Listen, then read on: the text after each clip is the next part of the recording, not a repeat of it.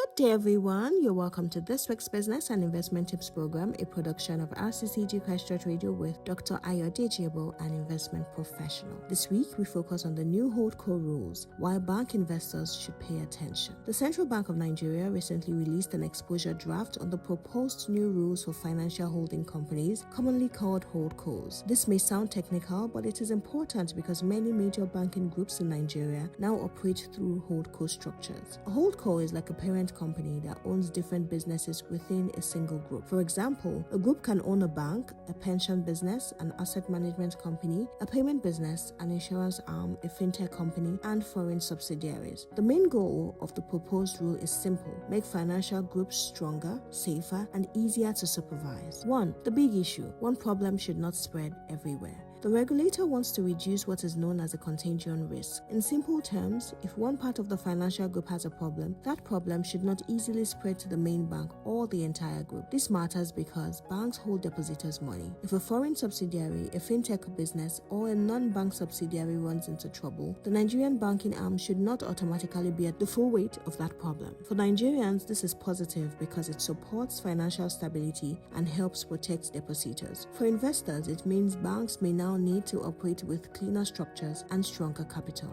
2. Foreign subsidiaries may sit differently. One interesting aspect of the proposed rule is the structure of foreign subsidiaries. The regulator appears to prefer a structure in which foreign businesses are held at the HoldCo level or through an intermediate holding company rather than being directly tied to the Nigerian bank. This is important because it separates risks more effectively. For example, if a banking group has operations in another country, the risk in that country, such as currency weakness, policy changes, or economic instability, should not unduly pressure the Nigerian bank. For investors, this may prompt some restructuring among banking groups with foreign operations. 3. Capital rules. The impact may differ across banks. The proposed rules place greater emphasis on capital strength. In simple terms, the regulator wants financial groups to have enough capital to support the businesses under them and absorb unexpected shocks. However, the impact may not be the same for all banking groups. Some banks may already have strong capital buffers, while others may need to reorganize how capital sits within the group. For example, where a bank moves from an international banking license to a national banking license, the capital required for the banking subsidiary may reduce, while the HoldCo may still need to support other subsidiaries within the group. This means that investors should not assume that every HoldCo will immediately need fresh capital. The real impact will depend on the final rules, the group structure, the license type, foreign operations, and the existing capital position. The key lesson is simple.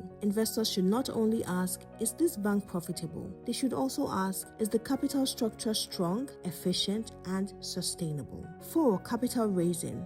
Not certain, but worth watching. One area investors should watch is whether an HoldCo decides to raise fresh capital through right issues, public offer, private placement, and other capital raising exercises. This may not be necessary for every group. Some may already have enough capital and may be able to restructure existing capital within the group. However, where fresh capital is required, shareholders need to understand the implication. A right issue allows existing shareholders to buy additional shares, usually at a stated price. If shareholders do not participate, their ownership percentage may reduce. This is called dilution. Capital raising is not always bad. It can make a bank or HoldCo stronger. But investors should always ask, why is the company raising capital? Will it improve long-term value? Will it support growth, strengthen the balance sheet, or simply meet regulatory requirements? 5. Dividends may not be automatic. Many people buy banking stocks for their dividends. But under stricter rules, dividends may depend more on capital adequacy, provision, regulatory approval, and the group's overall financial health. This means a HoldCo may make profits, yet still be restricted from paying strong dividends if the regulator believes it needs to strengthen its capital first. So investors should manage expectations. Profit is important, but capital strength and regulatory comfort are equally important. 6. Governance is becoming a big deal. The proposed rule also focuses on governance. The parent company must not interfere too much in its subsidiaries' day-to-day activities. Each subsidiary should have its own management, board, and accountability. This is beneficial because it reduces confusion and improves transparency. For investors, companies with simple structures, good governance, clear reporting, and strong risk management are likely to command greater confidence over time.